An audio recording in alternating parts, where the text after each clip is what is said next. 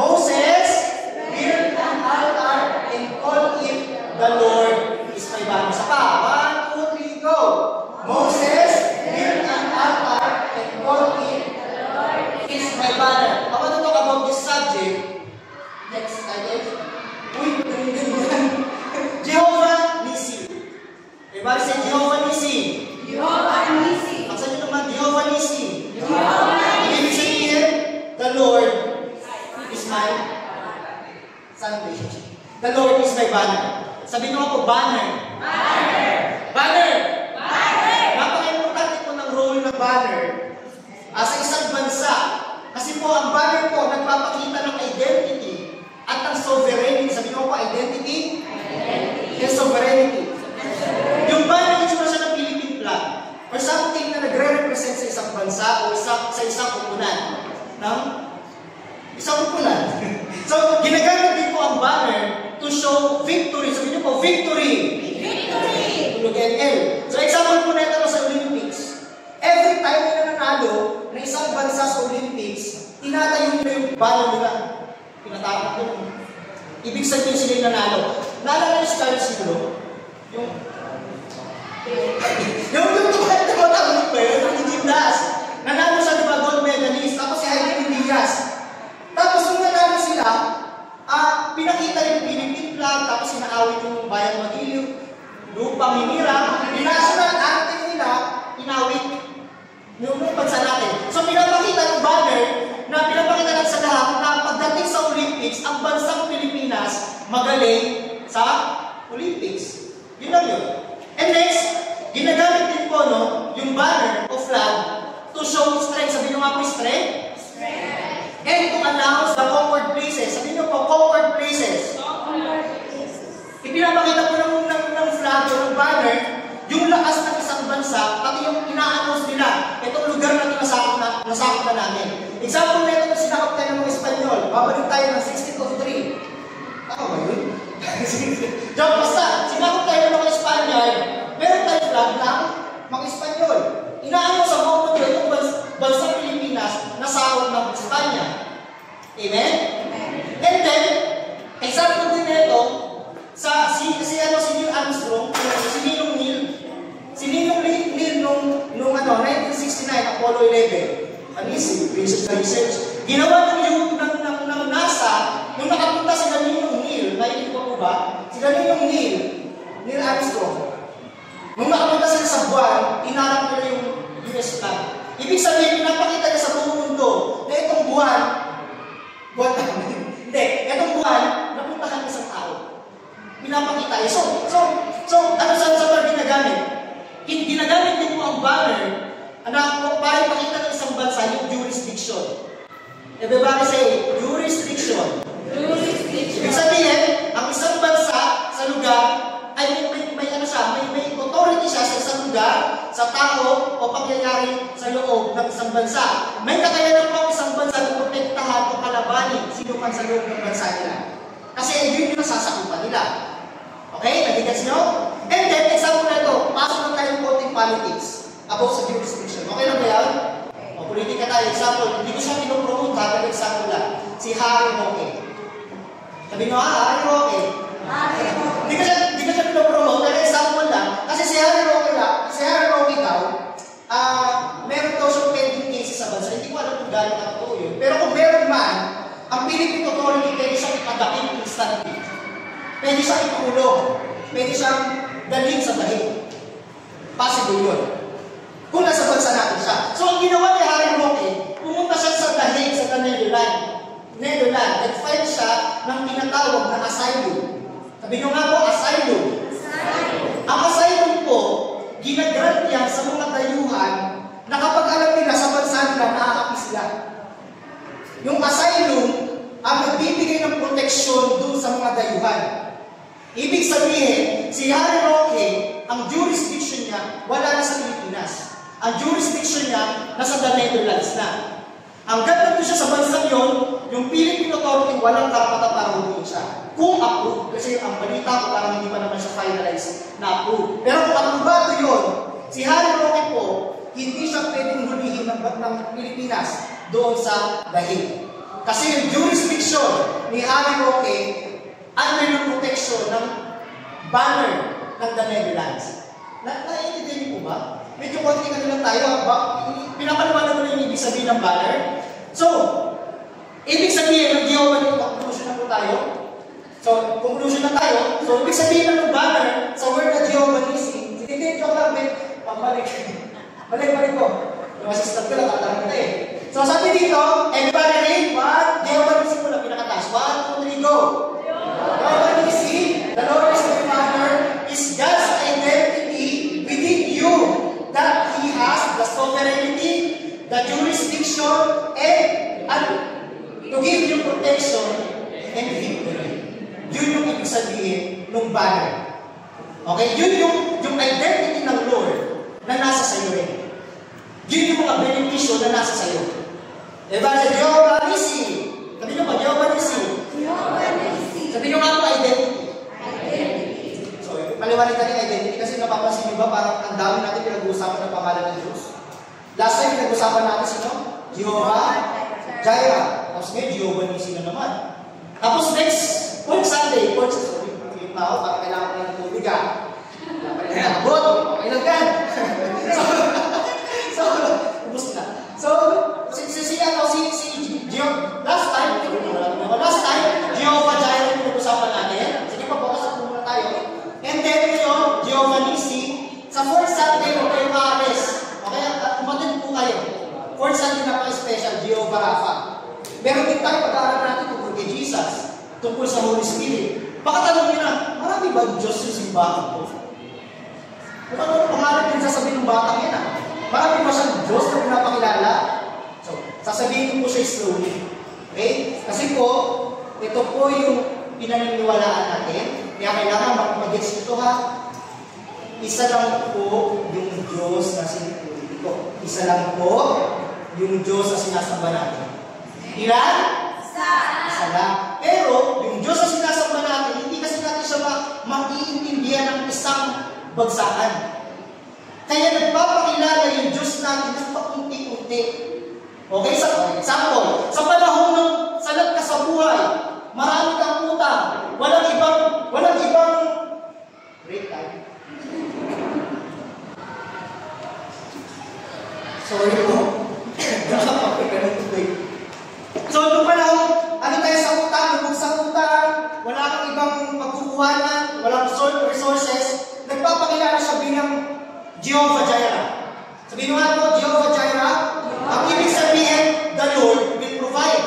Ngayon, nagpapakilala siya sa atin na Jehovah Nissi sa panahon na uncertain. Hindi ka sure, parang hindi safe yung nangyayari sa'yo. Nagpapakilala siya sa atin bilang Jehovah Nissi, na ibig sabihin, the Lord is the banner na nagbibigay sa iyo protection. Next week, magpapakilala sa atin ng Diyos bilang Jehovah Rapha. Sa panahon ng kasakitan, siya yung healer mo. Kapag alam mo sa sarili mo na makasalanan ka, walang tumatanggap sa iyo, magpapakilala siya sa atin bilang Jesus Christ, our Lord and Savior. Kapag naman dumating sa panahon na parang wala kang kakampi, down na down ka, magpapakilala siya sa atin bilang Holy Spirit, our Comforter. Okay? Hindi natin magagawang kilalanin ang Diyos ng isang bagsakan, kaya ang ginawa niya, paunti-unti lang na. Hindi mo ko makikilala. Kapag yung isang tao na paniwalag niya ng isang buhay yung Diyos, bakit pwedeng Diyos yun? Kasi ang Diyos natin, kulang ang mga salita para ipaliwanag yung kanyang kadakilaan, hindi ba? Amen. Ilan ang Diyos na sinasama natin? Pero marami siyang ginagawang kapamaraanan para ipakilala ang kanyang sarili. Paliwanag mo ba? Amen. Everybody say, sovereignty. Jurisdiction. Nung time na tinanggap mo po si Jesus as your Lord and personal Savior, yun din yung time na parang nag-apply tayo ng asylum.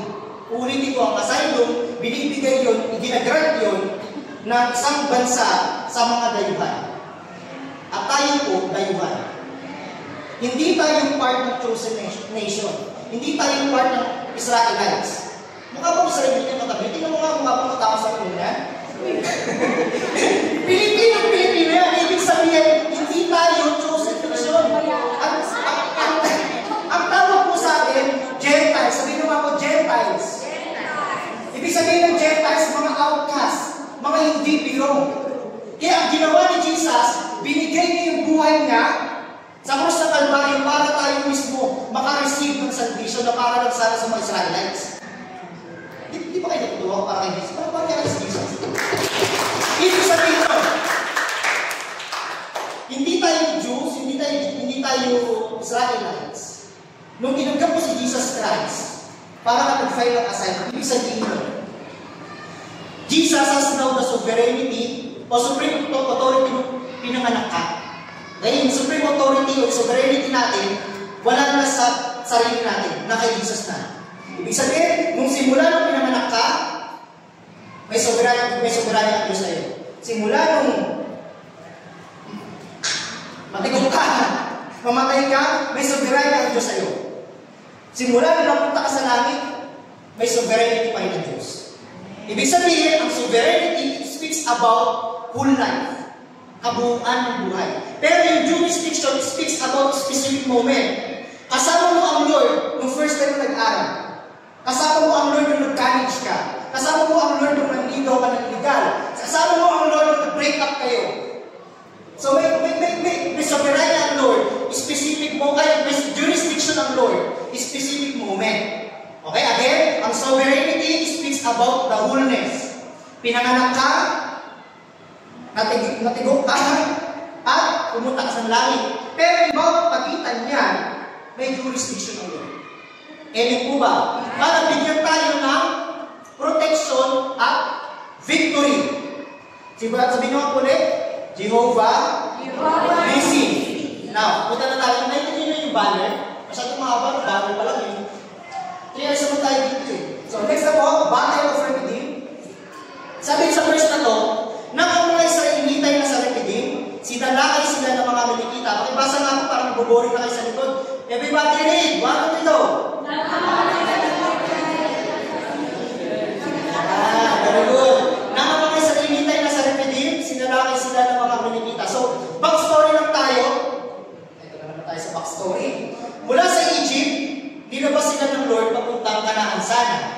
Ang kaso, dahil hindi pa sila ready makipagdigmaan, mamamatay sila. Ang ginawa ng Lord, naalala niyo? Ang ginawa ng Lord, pinarelong sila. Sinadya sila ng Lord para sa kanilang protection. Tapos nun, nagkaroon ng tagutong, naalala niyo, Jehovah Jireh. Nagkaroon ng matinding tagutong, nag-provide ang Lord. Doon nyo sa lugar ng sin, sabi nyo nga po, sin. S-I-N. Lugar siya, hindi siya yung kasalanan. Lugar siya. Lugar ng sin. S-I-N. Tapos, doon nagpaulan ng tinapay si Lord. Natatandaan niyo yun? Nagpaulan siya ng tinapay at karne. So, mula sa sin, nagpaulan yung sin, pumunta siya papuntang Rephidim. Mula sa sin, papuntang Rephidim. Ngayon, sinerge ko ano yung Rephidim? Nasaan yung Rephidim? Pinaniniwala po pala ng mga Bible scholar na ang Rephidim somewhere in Saudi Arabia. Ito lang yung church na kaya nagdalhin sa Saudi. Bibisitahin natin kami kasi may mga church din tayo sa Saudi. Okay? So, doon na, pupunta tayo sa Saudi. So, makikita natin yung mga ating mga ka-church din doon. So, kung nalunod po kayo, ahabol kami dyan. Okay? No, nasa Saudi daw siya. And then, ang ibig sabihin ng Rephidim sa Hebrew ay a place of rest. Ano ibig sabihin ng Rephidim? A place of rest. Sa Tagalog, ang Rephidim ay lugar ng pahinga. Nakakantok na, ano? So, sa sobrang saya ng mga Israelita, finally, after a long and tiring walk, makakapunta na sila ng Saudi. Makakapag-Saudi din. Matapos ang mahabang nakaraan, makakapag-Saudi din. Makakapunta rin sila sa Rephidim. Ibig sabihin, makakapagpahinga rin sila. Ang kaso, hindi nyo mag-gets kung gano'ng malayo, right? Imagine nyo, mula Tagaytay, papuntang Ilocos Norte, lakad lang. Pero hindi na papunta doon, balikan. Ganun kalayo. Sama kayo sa biyahe ko? Lakad lang. And then, pagkapunta mo Ilocos Norte, babalik din agad. Lalakad lang. And then, finally, makakapagpahinga na po yung mga Israelita. And it's also probably, no, ang Rephidim, ang description dyan, dahil lugar siya ng pahinga, ang pasig mo daw, ang lugar ng Rephidim, medyo mapuno. Medyo maaliwalas, medyo mahangin. Kasi nga hindi siya tatawagin place of rest kung mainit. Yung kayo matulog na mainit. Tinig ka sa araw na tutulog ka. So, kaya siya tinawag na place of rest kasi pwede silang makapagpahinga legit. And, ang Rephidim, ang description sa kanya, a safe place. Sabi nyo po, safe? Safe place. Ibig sabihin, ligtas siya na lugar. Ang Rephidim. Kasi, kung hindi siya resting place, kasi hindi po tayo, tama ba, hindi tayo makakatulog kung alam natin yung lugar hindi ligtas. So, hindi siya pwedeng tawagin yung Rephidim. Hindi siya pwedeng tawagin a place of rest kung hindi siya safe. Make sense? Make sense naman, di ba? So, and then, eto na, ang kaso, sabi sa verse 8, na ang mga Israelita ay nasa Rephidim, sabi nyo ako sinalakay. Ng mga Amalekita. Ang Rephidim, sinalakay. Ang Rephidim na supposed to be a place of rest. Papayin sana sila dun eh. Turns into rest in peace. Kakaibang kapahingayan yun. Ibang pahinga yun, right? Tayo na pahinga yung tayo na doon. So, bakit kakaibig sila dito? Rest in peace talaga sila literal. Kasi ito yung credentials ng mga Amalekita. Pakita mo. Yan, nababasa niyo po ba? Hindi. Kasi basahin na lang natin. So, ang credentials ng mga Amalekita, mga professional warriors po sila. Ibig sabihin, wala silang kinaahawakan pagdating sa patayan. Patay kung patay ito, pre. Pupugutan nila ng ulo. Ganun sila kagaling. And then, pangalawa, ang mga Amalekita, ilan na sila sa pagiging professional riders. Sabi nyo nga po, professional riders. Hindi yung ride, yung ano yung ginagawa ng mga pideya? Oo, mga raid. Hindi yung motor na ride. Nagano sila, magaling sila mag-surprise attack. Hindi sila basta-basta sinusugod. Pinag-aaralan nila lahat ng galaw ng mga tao. Probably, na-inspire nila kung mga Israelita nung nakapunta sila sa Rephidim. Nung nakapunta na sila sa Rephidim, pinag-aralan nila yung pag-gising nila, anong oras sila gumigising, anong oras sila kumakain. Pinag-aralan nila mga Amalekita para makapag-plan sila ng surprise attack.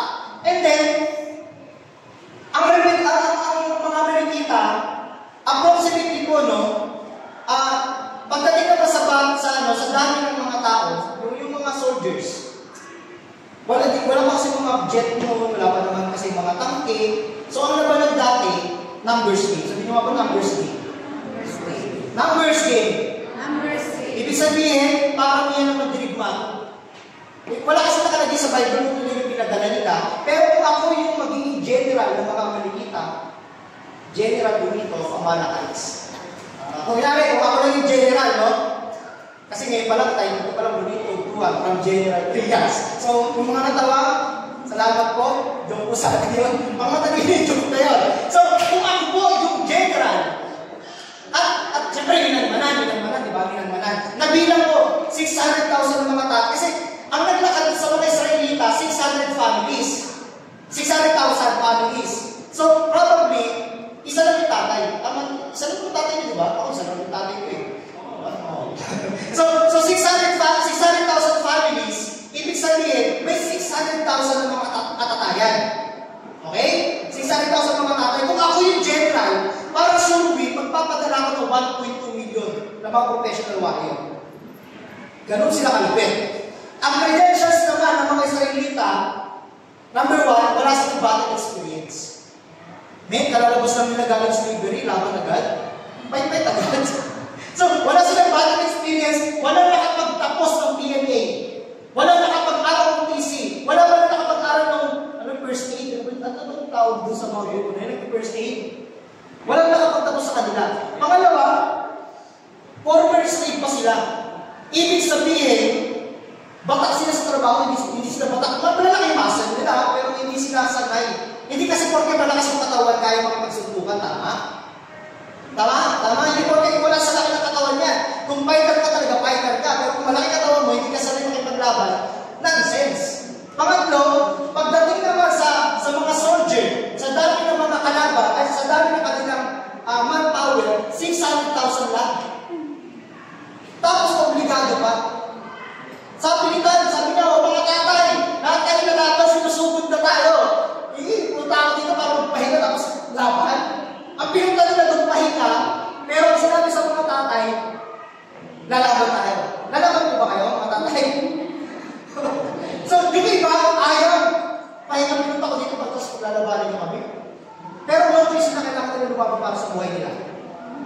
Amen?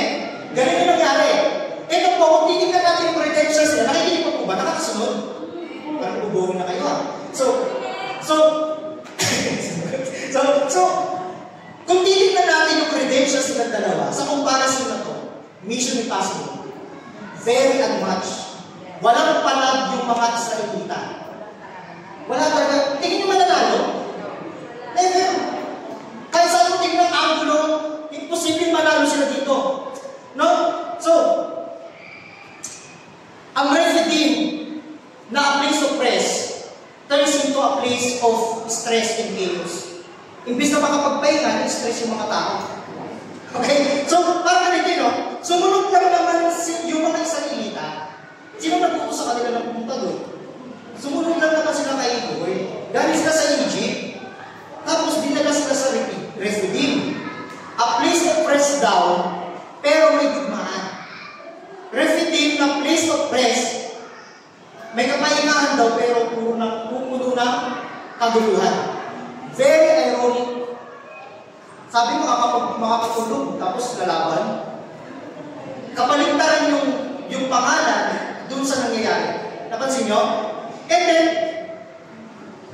bakit gano'n mo? Nag-decide na naman yung mga Israelita na sumunod kay Yahweh, ikapapahamak ka nila. Napansin nyo?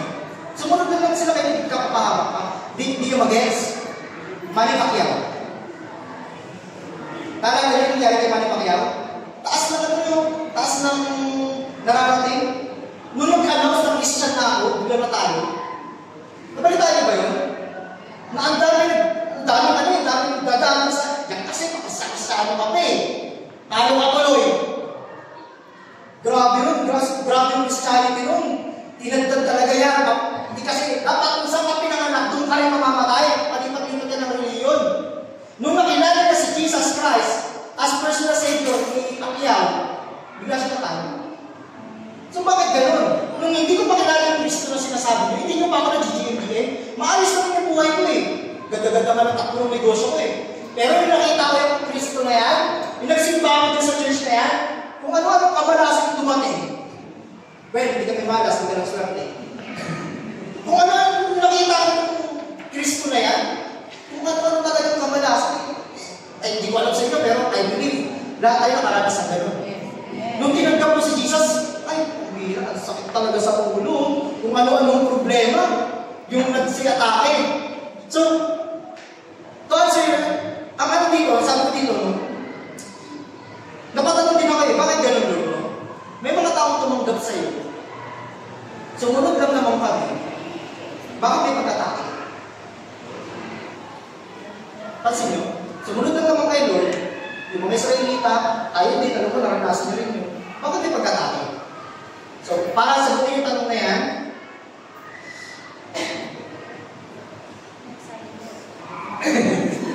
para sagutin yung tanong na yan, una, huwihin na po ako ng pasensya. Doon sa mga nasyaran namin ng Word of God, na pinukus lang namin, yung mga magagandang benepisyo ng Lord. Sorry po sa mga na-GM namin. Tapos sa pinukus lang namin, alam mo, ang Diyos namin, nagbabago ng buhay. Narinig niyo yan? Ang Diyos namin, kaya kang pagpalain. Narinig niyo yun? Pag bumalik, nagbalik kay Jesus, muli mong anghel yung magdiriwang para sa'yo. Narinig niyo yun? O, pasensya na po. Kung hanggang doon yung sinabi namin, hindi namin nasabi yung touch. Hindi namin nasabi yung book agreement. Pero dahil hindi namin nasabi, hindi na po kayo mga katras kasi nakapirma na po kayo eh. Natanda yung pinag-pray namin kayo. Jesus name we pray. Amen. So wala lang po pa. Pakita po yung katabi nyo. Sabi mo, oh, paano ba yan? Sige. Sa kanan, paano ba yan? Tinanggap po si Jesus. Wala nang gawin yan. Okay? So, para sagutin natin siya, please, wala ka natin sa paglalaki nito po. Yes, totoo po no, na yung Diyos na sinasamba natin dito, kaya magbago ng buhay. Yung Diyos na sinasamba natin dito, kaya magpagpalain. Yung Diyos na sinasamba natin dito, nung nalaman niya nagbaligtog ka kay Lord, libo-libong anghel. Yun ang diba. Pero isa rin sa katotohanan, nung nalaman ni Tanim, si Mark, born again na, libo-libong ang demonito din.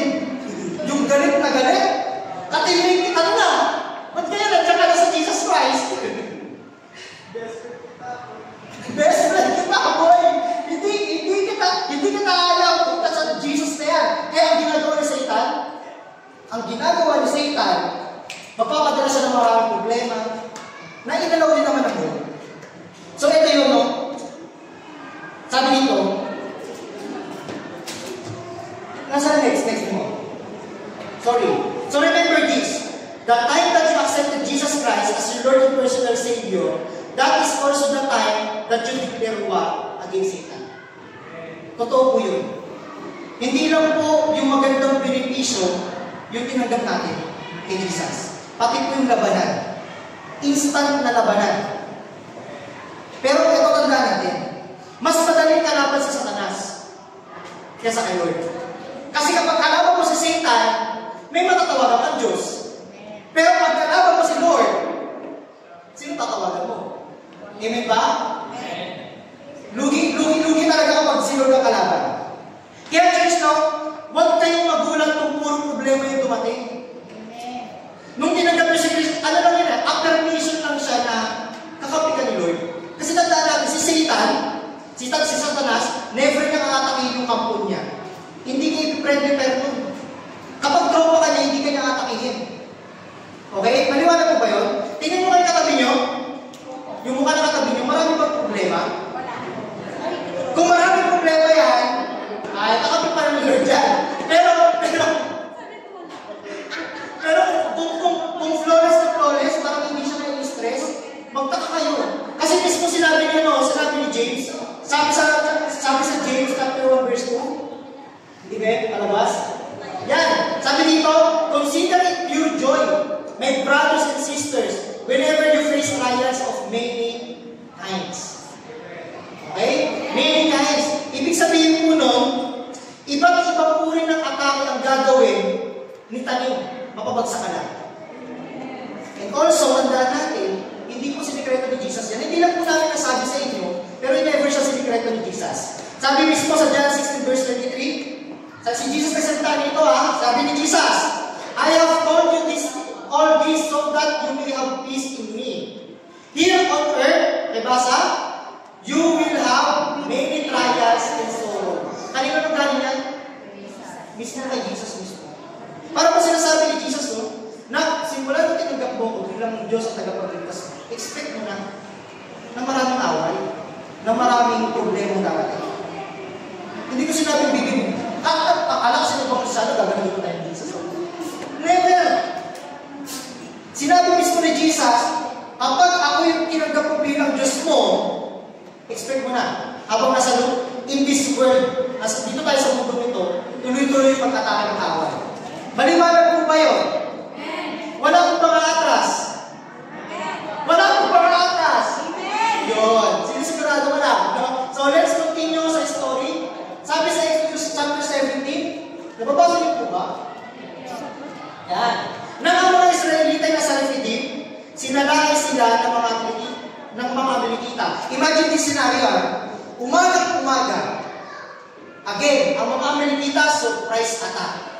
Pagkagising na good morning. May mga tao nagsisigaw sa labas, Sultan! Mga kapatid! May aatake na. Ano mong ginawa? Maganda to pag ano eh. Kasi sinabi niya, no, sabi ni Moises, Diyos, wala na tayong time. Pasugod na sa nakikita nila, masugod no. Pasugod niya maraming 1.2 million na wayo. Pasugod na sila, sabi Diyos, wala na tayong time. Pumili ka na ng mga tatay, lahat ng men's department, at alam mo. Sige, ano nila, mamula. Sige, patalo mo lahat ng men's department, lahat ng tatay. Lalaban. So wala na silang time. Surprise attack. Pero, sinunod pa rin ni Joshua. Kahit ang weird. Ang sabi kasi ni Moises, sumugod kayo, lumaban kayo doon. Pero kami, ako, si Moises, si Aaron, at si Hul, doon kami sa bundok, mananalangin. Si Joshua lalaban sa patayan. Tapos si Moises, si Aaron at Hul, nandun sa bundok mananalangin. So, nauna na si Joshua. Doon, pinadala talaga ni Moises si Joshua doon sa Saudi, sa Refidim, para makipagdigmaan.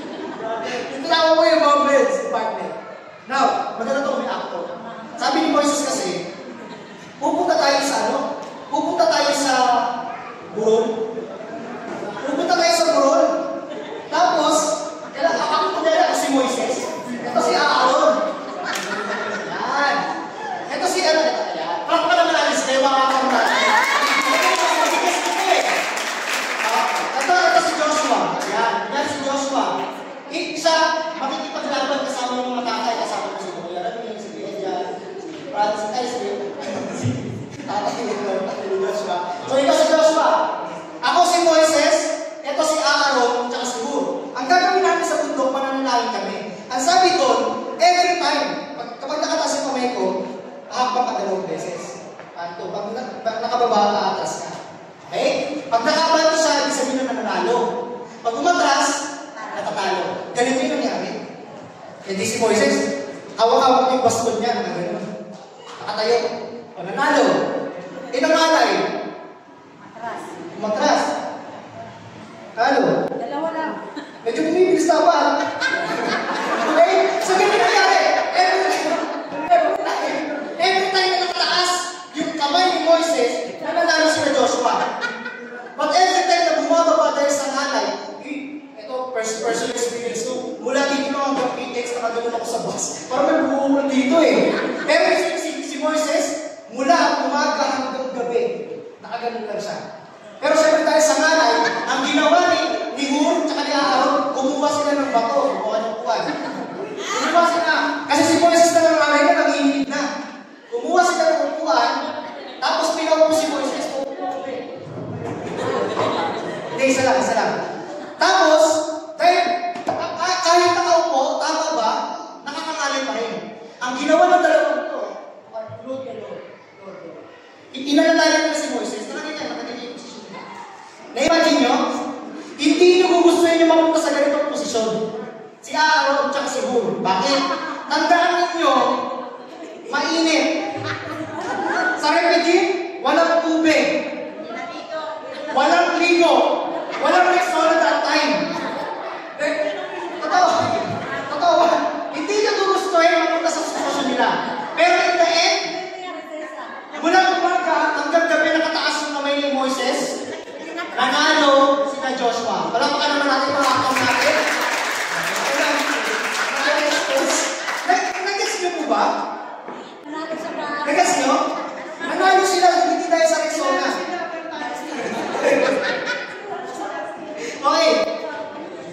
Na-imagine po ba ninyo yung sinabi? Na-imagine ninyo? Ganun na, every time na tumataas, nanalo sila. Every time na bumababa, natatalo. Pero in the end, sabi sa verse 13, dahil dito'y natalo ni Joshua ang mga Amalekita. Okay? Now, balikan natin yung credentials. Yan. Ang credentials, sige, next mo. Next. Yan, balikan natin yung credentials. Nalala nyo ko kanina? Yung credentials. Ngayon.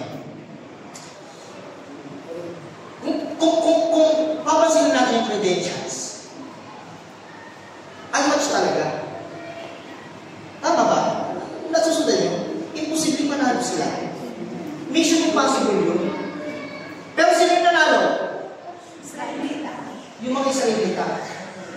Nanalo yung walang experience. Nanalo yung dating alipin. Nanalo yung kulang sa army. Napansin nyo? So napansin ko lang dito, hindi sila nanalo dahil sa ganda ng credentials nila. Kasi kung credentials yung pagbabasihan natin, wala silang palag. Imposible. Ano to eh, kung iisipin natin practical, imposible panalo sila. Amen? Kanino ba ano tingin yung panalo talaga sila? Imposible. Panalo ang mga Amalekita. Logically and practically, kung credentials ang pagbabasihan natin, panalo dapat yung mga Amalekites. Amen? And then, kasi ganito, sa mata kasi natin bilang tao, no? Kung gusto mo makasampa sa barko, dapat yung credentials mo meron kang bakit. Dapat may bakit ka. Kung gusto mo makasampa sa barko, ay graduate ka kung wala kang bakit, may harapan ka. Tapos, sa mata natin, kung gusto mo makapagtayo ng negosyo, dapat yung credentials mo, may puhunan kang malaki. Amen? Amen. Tapos, kung gusto mo maging successful sa buhay, dapat yung credentials mo, graduate ka. Dapat may discount ka at diploma. Tapos, kung gusto mo makagraduate sa mamahaling school, ang thinking natin dapat yung credentials na magulang ko mayaman sila. Bago mo makagraduate ng college, sa mata natin kailangan mayaman yung magulang mo. Pero alam mo, buti na lang talaga eh. Iba yung operation ng Diyos na sinasamba natin dito sa thinking na meron ka. Palakpakan natin si Lord. Diba? Kasi, sino dito yung makapag-testify? Hindi kayo mayaman, pero nakapag-graduate ka ng mga anak. Sino dito makakapag-testify? Hindi malaki. Yung puhunan mo sa negosyo, pero hinayaan ng Lord na makapag-open ka ng business. Sino dito makapag-testify? Hindi first time nyo mag-asawa na maghanap ng isang pamilya, pero kayo may mga kinder na kayo, may high school na kayo, may college na mga kayo eh. Pero dati first time nyo magsama, ay, hindi talaga, paano natin mabubuhayin ito? So, di sino dito makapag-testify na alam mo sa sarili mo, pariwara ka ng kabataan mo. Wala kang magulang na sumusuporta, pero ngayon may sarili kang pamilya at maayos. Amen? Sino dito makapag-testify kung credentials lang talaga yung magbabasihan ng Diyos? Lumitin, posibleng mabuhay pa ako sa mundong ito. Kung credentials lang talaga yung magbabasihan ng Lord para magpalain tayo, imposibleng makasurvive. Kasi alam mo sa sarili mo na wala kang pagmamalaki. Wala kang magulang eh. Ano pagmamalaki? So, buti na lang talaga. Yung Diyos na sinasamba natin. Buti na lang talaga. Yung Diyos na sinasamba natin, buti na lang talaga. Public service announcement. Yung Diyos na sinasamba natin dito, hindi credentials. Yung basihan para pagpalain ka. Para pagpalain si Lord. Alam mo, may pinakausap si Lord dito eh. Kung sino ka man, pinakasabi sa'yo ng Lord, kahit mula yung credentials mo, siya yung pupuna. Siya yung pupuno ng credentials mo. Amen. Huwag ka mata. Bakit tabi yung katabi mo, baka siya yan? Bakit naman sabi ko sa kanya yan? So, pero ito ang tanong. Gusto niyo po ba malaman kung bakit nanalo sila Joshua? Kasi, kung credentials yung pagbabasihan natin, patay silang lahat. Pero bakit nanalo? Bakit nanalo? Gusto niyo malaman? Meron po kasing Aaron, merong Hur, at merong Moses. Again, hindi nanalo sila Joshua dahil sa ganda ng credentials nila. May nanalo sila dahil may Moises, Aaron at Hur na nag-pray sa katagumpayan nila. There is somebody praying for your victory. May nag-pray para sa katagumpayan mo. So, habang busy sila Joshua, busy rin sila Moises para ipanalangin yung katagumpayan mo. Naniniwala ko? So, ibig sabihin nun, hindi man kasama ni Joshua si Moises sa labanan, kasama naman palagi si Joshua sa panalangin nila. Tapos ano, kahit busy pala tayo sa trabaho, may daily prayer na nananalangin para sa iyo. Tapigin mo yung katabi mo, may nananalangin para sa iyo. Kahit hindi mo kami kasama habang nag-a-apply ka, habang nag-aaral ka, kasama ka natin sa prayer request. Parang hindi masaya pa nasa likod ah. Kayo may laman ng prayer request, ang dami nga yun eh. Amen?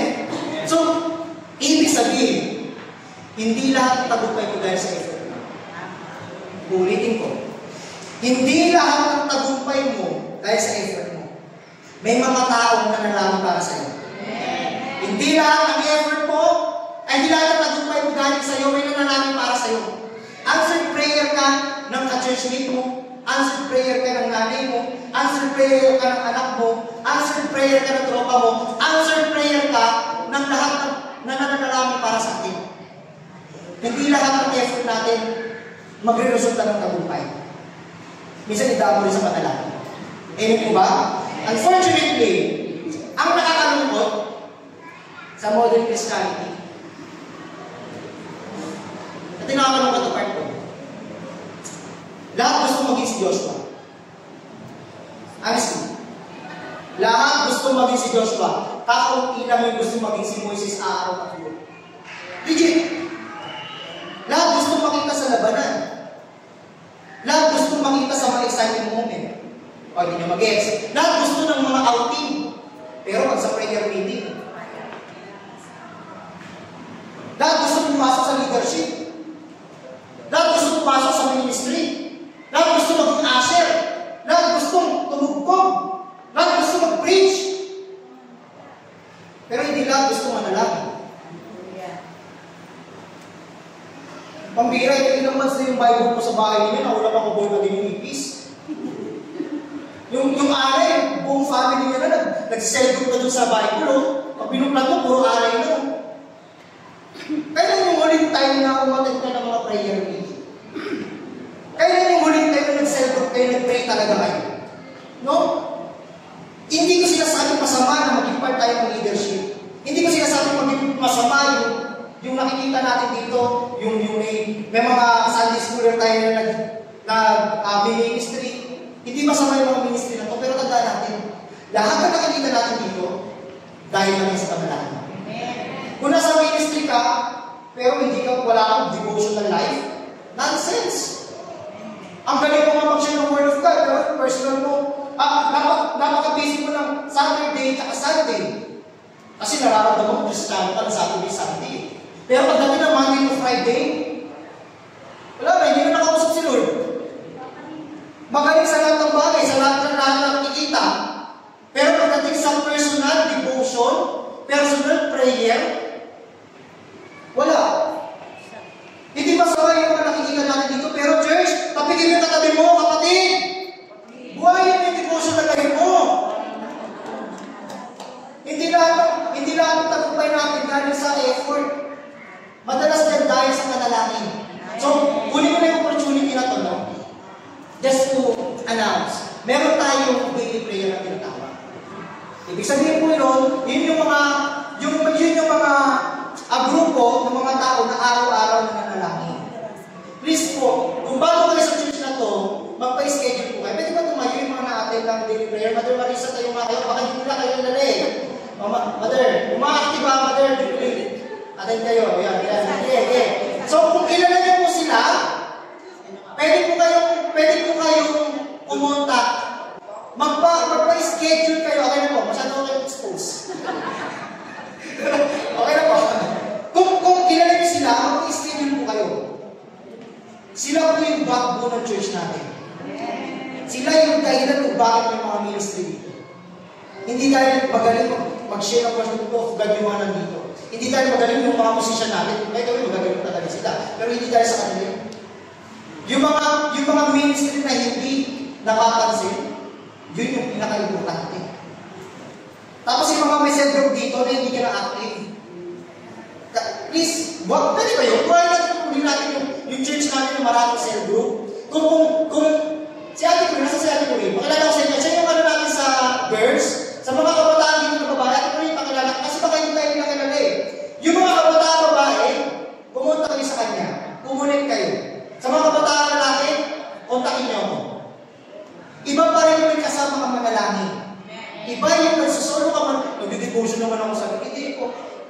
Meron pa rin kung ibang benepisyo na binibigay pagkasama-sama tayo ng lalaki. Mismo si Jesus mo nagsabi nun, pag nagkating po kayo, 2 o 3, para sa aking pangalan, nasa si Jesus. So, pwede ba, ibalik natin sa church na to, yung alab ng pananalangin? Para kayo nyo naman, pwede po ba ibalik natin sa church na to, na yung alab ng pananalangin? So, sana po, may magpa-schedule na ng daily prayer. Hindi pa rin yung merienda. Pero kung gusto nyo, tara! Pwede naman. Okay? Kasi, isa rin sa katotohanan, hindi po i-active ka sa ministry, may relationship ka talaga kay Jesus. Ang relationship kay Jesus, yung araw-araw na pananalangin, araw-araw na nag-devotion. Hindi po lagi kang busy sa church. May relationship ka kay Jesus. Walang intimacy sa business. May intimacy yung araw-araw, yung consistency. Amen po ba? Dito tayo magtatapos. Tingnan niyo to. Yan. Hindi niyo na siya mabasa. Hindi mo na kailangan mabasa sa inyo yan. Hindi niyo na kailangan basahin ano. Napansin ko dito, sa kulay pula, ayan yung pula tsaka green, ayan yung story, yung battle. Actually, tapos na tayo. Yung kulay pula, yan yung battle. Yung kulay green, yan yung panalo na sila. Yung sa red, mababasa dyan si Joshua. Nakikinig pa po ba? Mababasa din sa pulang yan si Joshua, si Aaron, si Hur, yung mga Israelites. Si Joshua, si Aaron, si Hur, si Moises, tsaka yung mga Israelites. Pero sa green, mababasa si Yahweh. Ulitin ko sa pula, sa lugar kung saan sila nakikipagdigma, nandun si Moises, nandun si Aaron, nandun si Hur, nandun si Joshua, nandun yung mga Israelites. Pero pagtapos ng labanan, dun lang sumulpot si Yahweh. Okay, para bigyan ko ng context, ganito kasi siya. Nung lumabas sila galing Egypt, nagpalabas si Lord, sabi ni Lord, lumabas na kayo, may salita. Tapos naglabas ng 10 salot. Nagsalita si Yahweh, may miracle. Pag lumabas sila ng Tinati yung dagat, nagsalita si Lord. Nung nagutom sila, nagsalita si Lord, nagpaulan ng tinapay. Pero pagdating sa labanan, guys, sa hindi nakakaalam, ito po yung unang laban nila. First time in the history. First time nilang mapasabak sa labanan, pero walang instruction, walang pagpaparamdam mula sa Diyos. Ito rin parang kaya paliwanag sa church ko. Sabi ko, Jehovah Nisi, God is my banner. Kasi ang pag-aalam ko sa banner, is either nasa unahan ka, nasa likod ka, basta likod ka sa battleground. Kasi ito yung banner eh. Ikaw yung identity ng labanan. Amen? Ikaw yung identity Lord eh. Bakit? Binasa ko to, nag-struggle talaga ako paulit-ulit. Bakit nung binasa ko to, bakit ganon? Paano kayo papaliwanag? Kasi kayo dito mga Bible reader kayo, di ba? Kaya ganito yung devotion eh. Magkagaling dito sa Bible eh, mga kausap ko dito eh. Amen? Magkagaling dito sa Bible eh. Paano kayo papaliwanag sa kanila na ikaw si Jehovah Nisi, the Lord is our banner, pero wala ka naman sa labanan? Shucks. Then, napala ko, bakit ganun doon? Sa panahon ng struggle kami, tahimik ka. Naranasan niyo na ba mag-silent treatment ng Lord? Naranasan niyo na? Ito yung nag-pray ka, pero ang call, yung walang reply galing sa Lord.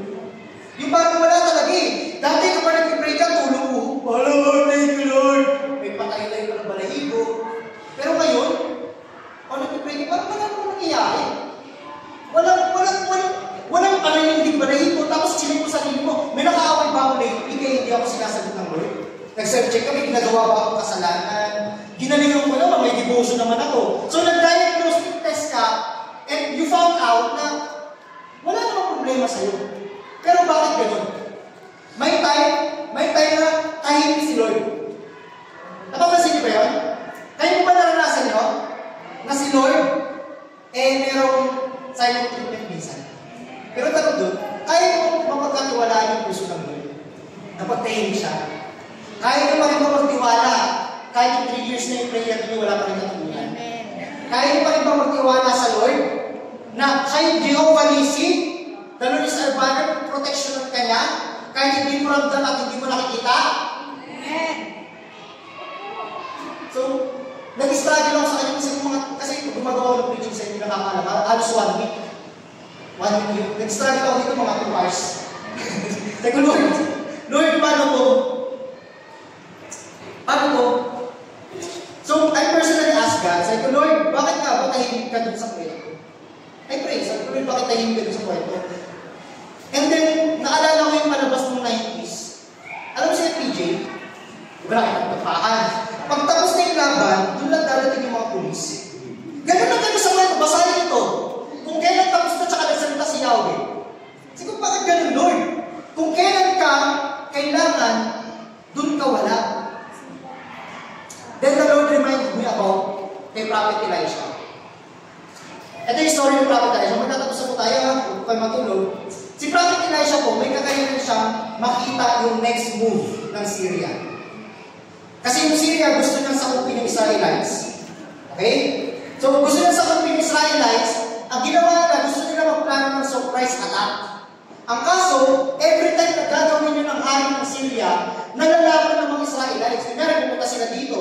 Gusto nila sumugod dito. Magpapadala yung Israel ng mga kawal dito. Pag susugod sila dito, magpapadala yung Israel dito. Which is sabi nila, imposible mangyari yun. Sino yung nagsasabi sa inyo? Nagalit yung hari. Sino yung nagsasabi sa inyo sa alaman natin na yung mga plano natin? Ang sabi ng iba, hindi po ako yun na boss, hindi ako yung boss. Pero dahil sikat na si Prophet Elisha, tingin ko po boss, yung Elisha. Nagalit yung mga hari. Ano sila ginawa ng hari? Nagpalabas siya ng warrant of arrest. Dead or alive. Pinawanted si Elisha. Sabi nga po, Elisha. Pinawanted niya si Elisha. Ngayon, si Elisha, nandun siya sa lugar ng Dotan. Sabi nga po, Dotan. Ang Dotan, lugar yun sa Israel na parang siniliit ng bayan ng Jericho. Maliit lang siya. Yung Dotan na yun, city siya, pero maliit lang. So, Ang sabi dito, na-track down nila si Elisha eh. Siguro nalagyan nila ng GPS. Naman eh. Nalaman nila na si Elisha nandun pala sa Dotan. Siguro nagbigay sila ng espiya. Nung nalaman nila, sabi sa 2 Kings, sabi dito, when the servant of man of God got up and went out early the next morning, sa Tagalog, nung nagising yung personal assistant ni Elisha, si Gehazi, sabi nyo nga po Gehazi, siya yung personal assistant ni Elisha. Nung nagising siya, sabi ni Elisha, good morning, may surprise attack. Nakita niya yung mga Syrian soldiers nakapaligod sa kanila. Maraming kabayo, susugutin na sila. Sabi niya dito, oh no, my Lord! Oh no, my Lord! What shall we do? Sa sobrang takot na nagulat siya, napauno siya. And sumagot si Prophet Elisha, sabi niya dito, don't be afraid. Those who are with us are more than who are with them. Sa Tagalog, huwag kang matakot. Mas marami tayo kaysa sa kanila. Ang kaso, sabi mo sa'yo, boss, paano naging mas marami tayo? Eh, wala tayong ibang kasamang soldier dito. Magkakakampi kayo, di ba? Magkakakampi kayo?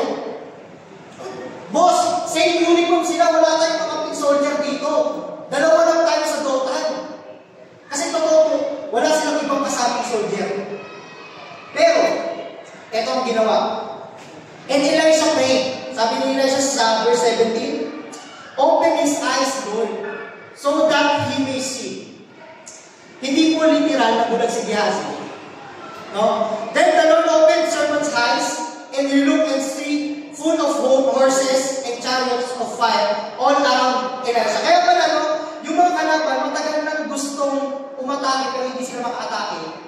Kasi, habang tulog si Elisha, nagpadala ng kawal si Yahweh para bigyan sila ng protection laban sa Syrian soldier. So, ibig sabihin ng Lord, sinasabi ng Lord, kahit tulog ka, protektado ka ng Lord. Nakita niyo ang servant ng Elisha. Kasi, nung nabuksan yung spiritual eye niya, nakita niya kung paano kumilos ang Diyos ng Israel. So, parang sinasabi ng Lord sa atin, no? Walang problema sa katahimikan ko. Walang problema sa pagkilos ko. Anong problema? Yung mata mo.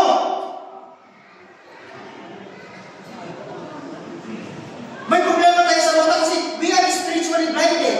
Masyado tayong focus sa mga problema na nakalimutan na natin na we are blessed and highly favored. Nakakala natin na si Lord na kapag hindi siya sumagot, wala siyang pakialam. Na ang Diyos po totoo umikilos kahit tulog ka. Ang Diyos nakahandang proteksyonan ka kahit surprise attack pa yan. Amen?